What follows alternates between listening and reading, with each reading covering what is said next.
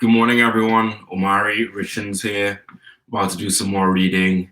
Day 6, Saturday, February 6th. I'll be reading chapter 1 of Ready for Revolution by Stokely Carmichael. Hope you enjoy. I'm definitely not going to read the entire book, the entire chapter today. I'm going to give myself like 10 plus minutes or so. Enjoy, and definitely let me know if you have anything you want me to read. Oriki, Ancestors and Roots. Among many of the West African peoples from among whom our ancestors were seized, whenever a child is born, a birth poem or praise song is composed in its honor. Among the Yoruba, this birth poem is called Oriki. Some days later, at the naming ceremony by which the infant is ushered formally into its place in human society, the child's Oriki is recited publicly, first into the ear of the child and then to the assembled community of family and neighbors. The first language a child will be required to commit to memory. The Oriki imprints the child with its complex historical, spiritual, and social identities. I've called the Oriki a praise song and birth poem, and so it is, but its function and many more than those terms might imply. It is at once prayer, thanksgiving, celebration, and prophecy. It is a meditation on the meaning and significance of the new human's name.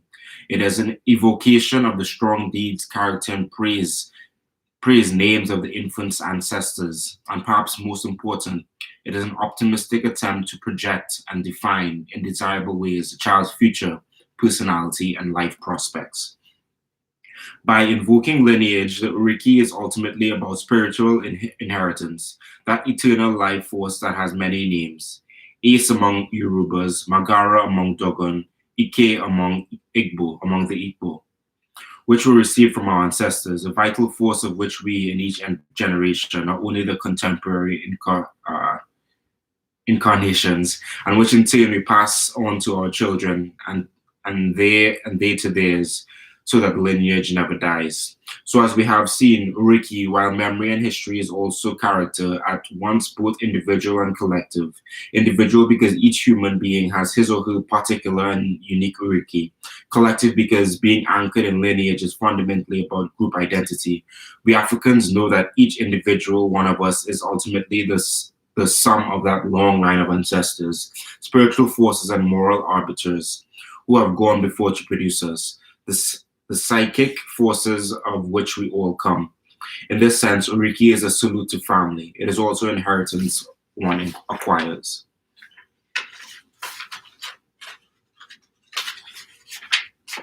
Acquires at birth.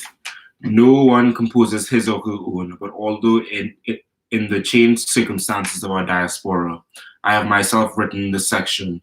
It is in this way a kind of Oriki, a salute to roots, origins, and family. Kwame Ture, January 1998, Conakry, I guess that's a place, I'm guessing, not too sure. We stumbled onto the earlier Makebe letters sometimes after Kwame had drafted his remarks on the Oriki concept. He had not known of Miriam's letter to Time magazine, but felt it be charming description of the Yosha version of the same concept and quite coincidence. That's definitely her. She loved her culture. Let's put it in, EMT. February 29, 1960. There was a light error which I do not think you will mind my calling attention to. It concerns my African name. I would like to spell it correctly for you. Zenzil Makebe Kwagweshe Nguvame Yeketele Nesegoa Bantana Balomzi za Ufun Uba Jabulesa Uba Fekele Mbiza Yochwala Situ za Saku Kwiba Ukutu Satata Ezetesha Sizu Kaba Singama Lau Singama Ogwashu Singama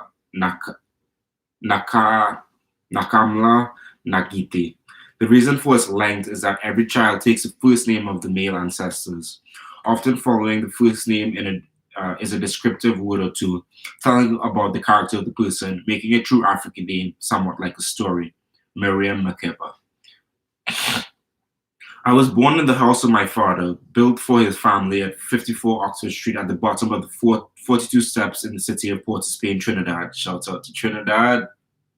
This is This is in Belmont section of the city. At that time, a centrally located working-class African neighborhood where the land rose sharply upward. To traverse this steep incline, the government built large concrete steps that became sometimes of a popular landmark. Meet me at the top of the 42 steps at 9 o'clock, eh? At the bottom of those steps, my father built his dream house for, as my mother thought she understood clearly, his new bride. Later, for me and my cousin Austin, the location would prove ideal. It was an easy walking distance to the savannah, a kind of central park-like open space, and the botanical gardens. Truly a place of spectacular, exotic, almost magical natural beauty, where small boys could explore and dream. Among his varied talents, and the late Adolphus Carmichael was by profession a master carpenter, and was his close friend Mr. Frank Wilson, while the other friend Mr. Serapio was a stonemason, so that the house my father lovingly designed and the trio painstakingly erected was much larger and more elegantly finished than any my father could have afforded to buy. After which the three friends pooled their labor to build Mr. Serapio's equally impressive home, and then a house for Mr. Wilson. But of the three, our house appeared to have been the virtue of its unusual design, the real novelty.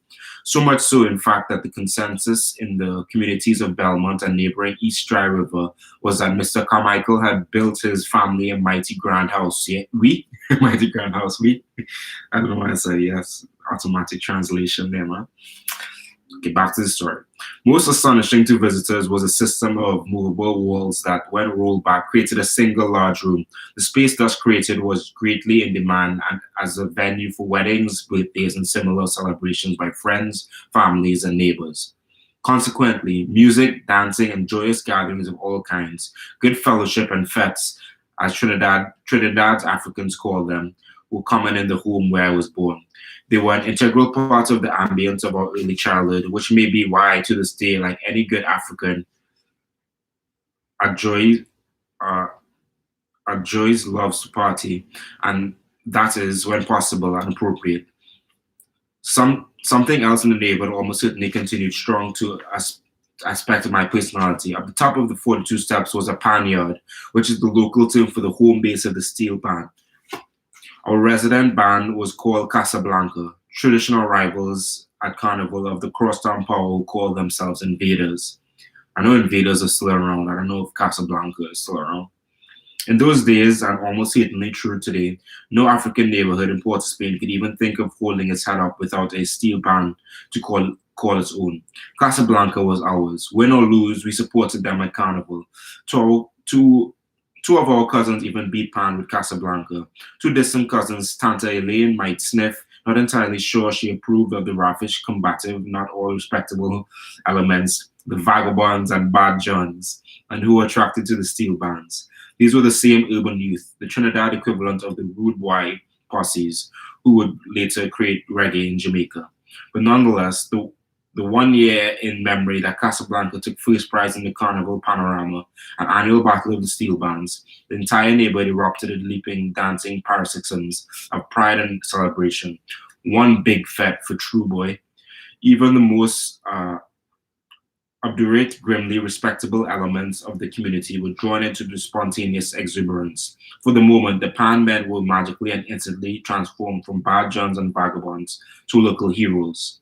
And their best musicians, a brother called Patsy Haynes, became a neighborhood celebrity even before the announcement that he had been elevated to the most elite possible level of panmanship. The news that had been selected to beat the first band in Trinidad All-Steel Percussion Orchestra, or TASPO. I didn't know there was a Trinidad All-Steel Percussion Orchestra. That's fascinating. Then in the awestruck eyes of me and my cousin Austin, Patsy walked the world in 7 league boots. Oh God, boy, he exulted. Patsy gone clearly. Those pan men were serious musicians and driven by more than dreams of carnival glory. They practiced just about every night of the year, except for Sundays and the 40 days of Lent. So that almost any night of my life, from the day I was born until the age of 12 when I left the island, I drifted into sleep to the beat of the steel band music on the night wind. Nightly I floated off the wave of distant rhythms from the top of the 42 steps. Casablanca's booming bass line pounding in my head and throbbing in my blood. Oh God, boy.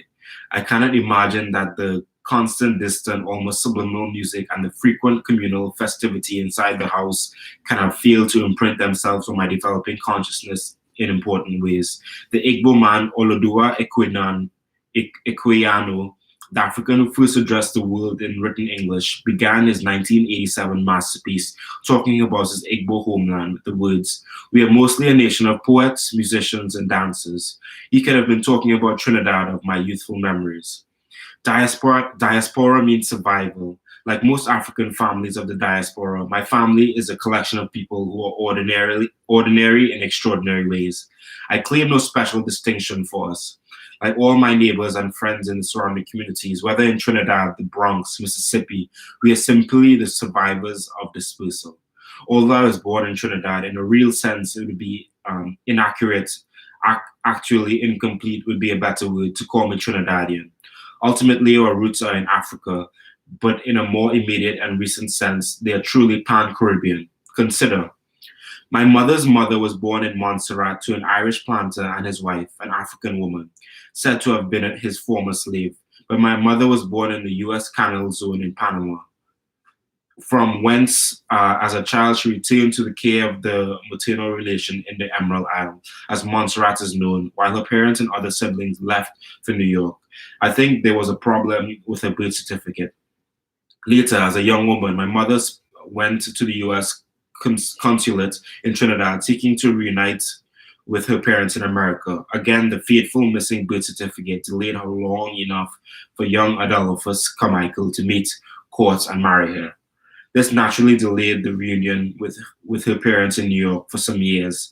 My mother's father, Mr. Joshua Charles, was born in Antigua, a colonial policeman. He had been posted to Montserrat, where he met my grandmother. He was then posted to Nevis, where, like thousands of Caribbean black men, he was forced by the economic conditions to work in the building of the Panama Canal. Unlike most, though, grandfather Charles brought along his young bride, which is now my mother, and all her siblings came to be born in the Canal Zone. After which, I wonder how their birth certificates come around there, because that's a really strange place to be born. Because I want to say Panama is like they have like a lot of U.S. forces in there, and they have no army because the U.S. has the Panama Canal is there, so they're just a bunch of different countries protecting it. So that's really fascinating to be born there. But anyway, back to the story. It is called the Emerald Isle for two reasons: the lush greenery of its four. Oh, actually, I am gonna wrap up after this paragraph because I've got some Arsenal to watch. It's called the Emerald Isle for two reasons: the lush greenery of its forested mountains being only the obvious one. The real reason is that the European population was overwhelmingly Irish Catholics. In heading flight before Oliver Cromwell's victorious Puritans, anyone who watched television reports of the destruction wrought by the Soufriere volcano in 1997 will have noticed a succession of African faces answering the names of like Houlihan, O'Reilly, and O'Connell, another of the ironies of colonialism. Definitely. Well, I hope that you all are doing well. I will continue reading this chapter tomorrow, hopefully finish it off tomorrow for you all. But have a great day, everyone. Have a great Saturday. Stay safe. Be blessed. Take care.